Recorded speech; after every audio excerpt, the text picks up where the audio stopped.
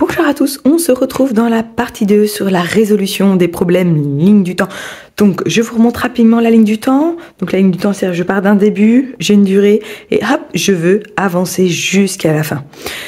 On a déjà fait un petit problème sur la partie 1. Donc dans la partie 1, on nous donnait le début, la durée et fallait calculer la fin. Je vous mets le lien en barre de description. Je vous mets également d'autres petites informations me concernant telles que mon mail et ma page Facebook. N'hésitez pas à aller voir. Peut-être qu'il y a des informations qui pourraient vous intéresser. Nous, on va commencer tout de suite sans plus tarder avec le problème numéro 2. Alors, Sherazade s'est réveillée à 6h04 après une nuit de 9h08 minutes. À quelle heure s'est-elle endormie? Donc, ça, c'est un problème ligne de temps. On a début, durée, fin et on tourne. Donc, vous voyez, tout ça, dans la partie numéro 1, j'avais ces deux nombres et il fallait trouver là. Et là, on va voir parmi les trois lesquels j'ai. Parce que dans tous les schémas que je vous propose, dans tous les petits gabarits, à chaque fois, il ne doit y rester qu'une seule case vide. Donc là, forcément, je dois en avoir 2 sur 3. Nous allons relire le problème ensemble pour trouver les réponses. Alors, Sherazade s'est réveillée à 6h04. Donc là, on voit bien que c'est le début quand même. C'est le début de la journée. Non, elle s'est réveillée. Ouh là là, c'est la fin de la nuit. On n'est pas sur la journée, on est sur la nuit. Donc 6h04, voilà. Après, qu'est-ce qu'on nous dit? Après nuit de 9h08. Ah bah ça, c'est la durée de sa nuit. Donc le 9h08 va ici. Vous voyez? Par rapport à la partie 1 où j'avais la durée et le début, et je devais trouver la fin, là je tourne, j'ai la durée et la fin, et je dois revenir en arrière. Vous voyez ma flèche, elle va vers la droite. Donc moi cette fois je dois aller vers la gauche. Sauf que on est dans le sens contraire. Et dans le sens contraire, c'est quelle opération? C'est la soustraction ici, dans ce cas-là. Les opérations, elles marchent par deux. Il y a toujours un sens aller, un sens retour. Le sens aller c'est plus, le sens retour c'est moins. Et donc forcément le point de départ c'est 6h04. Je vais faire hop, toujours méthode 1, méthode 2. Moins 9h08. Là, j'entends dire, oh là là là là, c'est compliqué. Oui, parce que je dois remonter. Donc, ne serait-ce que cette méthode, clairement, elle est compliquée pour les élèves parce qu'on dit, attends, on a 6h04, on doit enlever 9h08. Là, clairement, pour les élèves, c'est pas possible, en fait. Cette soustraction, elle va être très compliquée. Et puis, je vous avoue, enfin, elle est possible, il n'y a pas de problème. Mais dans la vraie vie, on ferait pas ça. Et même moi, la première, de toute façon, je ne ferai pas ça. Déjà, dans un premier temps. Je ne ferai pas cette soustraction-là. Je vais faire la méthode numéro 2, en fait, où on remonte tous parce que cette méthode, elle est difficile pour cette soustraction et je vais pas la faire volontairement parce qu'il faudrait que je pique. Vous voyez, quand on fait le cassage des dizaines, la soustraction, on casse sur celui d'avant. Donc nous ici, déjà j'ai que 4 minutes et je dois enlever 8. Donc déjà je vais devoir casser 1 heure pour transformer en 60 minutes et ça me fera plus, non pas 4 minutes, mais 64 minutes. Donc là, je vais pouvoir faire au niveau des minutes, 64 minutes moins 8 minutes, il me restera 56 minutes. Et après les heures, vous allez voir, je ne vais pas faire parce que les heures, il faudrait piquer sur le jour d'avant. Jour, il faudrait transformer en une dizaine en fait pour que que je transforme mes jours en heures. Donc à l'oral, c'est pas très clair. Donc je vais directement passer à la méthode numéro 2 que l'on utilise quasiment tous finalement. Et moi, je l'aime bien parce que elle est réaliste. Et souvent, les maths, c'est quand même assez abstrait. On donne beaucoup de formules, voilà, aux élèves en disant t'appliques ça. Et les élèves disent oui, d'accord, ok, j'applique ça, mais à quoi ça sert, d'où ça sort? Voilà, il y a des gens qui ont besoin et des élèves qui ont besoin de comprendre. Donc, cette méthode-là, elle est pas très claire pour l'ensemble des élèves.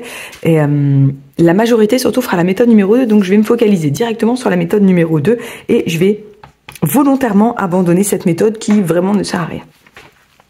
Donc la méthode numéro 2, c'est comme dans la partie 1, l'élève, non, il va pas avancer puisque moi je veux reculer. Alors reculer, je ne sais pas si ça se dit pour les profs, mais je veux aller en arrière. Donc ici, vous voyez, les élèves 10, et je me mets tout le temps dans la peau d'un élève 10, ils vont pas tous faire pareil parce que c'est pas universel, mais je pense que les élèves, alors soit on ferait de 1 en 1, vous voyez, on recule de 1 heure en 1 heure, soit là peut-être qu'on peut aller un peu plus vite. Il y a peut-être des élèves qui reculeraient de 6 heures. Donc, vous voyez, moins 6 heures. Puisque, de toute façon, je n'ai que ça. Donc, il serait minuit. Donc, je vais marquer 00 heure, hein, et 004. Ok, j'ai déjà enlevé 6 heures. Après, je vais enlever encore 3 heures parce que je n'ai enlevé que 6 heures et que je devais enlever ici, on va faire un grand pont, moins 3 heures. Je voulais enlever 9 heures. Donc, il serait... alors, du coup, c'est 24 heures. On va mettre 24 heures, hein, minuit. Et du coup, il serait 21 heures et 4 minutes. Alors là, en fonction des élèves, je marque minuit 04. Mais peut-être que moins 3 heures, ça peut être compliqué. Donc, voyez avec vos enfants. Je vais effacer. Si on est sur un niveau 6e, peut-être que le 6e, il sait que 3 heures avant minuit, c'est 21 heures. Si jamais il voit pas, eh bien, c'est pas grave. Alors, je vais pas avoir assez de place, mais vous voyez, on fait 3 petits ponts. Et à chaque fois, mon crayon est un peu épais. On enlève moins 1 heure. Vous voyez, donc 23h04. J'ai pas beaucoup de place. 22 heures ici, 04. Et donc 21h04. Donc là, vous voyez avec vos enfants comment ils réagissent. Si vous leur demandez si moins 3 heures avant, ils savent. S'ils ne savent pas, pas de pression, vous enlevez 1 heure. 1 heure par 1 heure, ça va. Ça peut être compliqué pour des enfants, 10 compter en avant. 1, 2, 3, 4, 5, 6, 7, 8, 9, 10. C'est facile. Faites l'expérience à l'inverse. 10, 9, 8, 7, ça peut être compliqué. Faites l'expérience avec 132. Le nombre qui est avant, pour certains enfants, c'est compliqué. Donc, n'hésitez pas à faire moins 1, encore moins 1, encore moins 1 pour faire moins 3. Donc, on est à 21h04. Mais il nous reste encore les 8 minutes. Donc, là, je pense, hein, mais ça va vraiment dépendre des enfants. Il y en a qui enlèveraient seulement 4 minutes. Donc, ça nous ferait 21 heures pile poil. Voilà. Mais moi, j'avais 8 à enlever. Donc là, hop, ils auraient... Alors, du coup, mes ponts ne sont pas du tout équitables. Ils enlèveraient encore ici 4 minutes, ce qui leur ferait 20h56. Et oui, parce que là, j'enlèverais 24 heures. Et donc... vous voyez, si j'avais fait cette technique-là, ce qui reviendrait au même, en fait, on aurait un jour c'est 24 heures. Donc, j'aurais piqué sur le jour d'avant, 24 heures, ça aurait fait 29 heures, puisqu'avec mes 5 heures. Et vous voyez, 29 heures, moins les 9 heures, 20 heures.